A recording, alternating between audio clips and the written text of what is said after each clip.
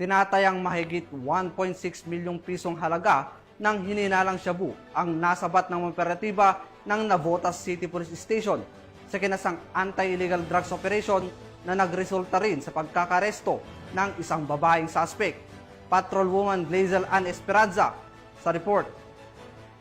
Tagumpay ng aresto ng mga operatiba ng Station Drug Enforcement Unit ng Navotas City Police Station ang isang hinihinalang tulak ng illegal na droga sa isinagawang bypass operation sa barangay San Rafael Village, Navotas City. Kinilala ang suspect na si alias Rose, 47 anyos.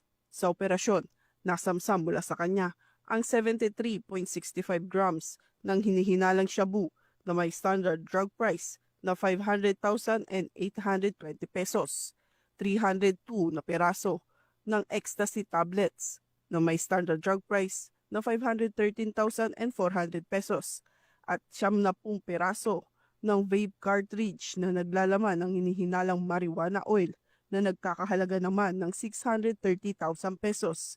Ang kabuang halaga ng mga nasamsam na illegal na droga ay aabot sa 1,644,220 pesos. Agad na dinala sa himpilan ng pulisya ang suspect para sa kaukulang dokumentasyon at investigasyon. Naharap sa kasong paglabag sa Section 5 at Section 11 ng Article 2 ng Republic Act 9165 o mas kilala bilang Comprehensive Dangerous Drugs Act of 2002. Ang matagumpay na operasyon ay bahagi ng patuloy na kampanya ng pulisya laban sa illegal na droga sa ilalim ng direktiba ng pamunuan ng Northern Police District.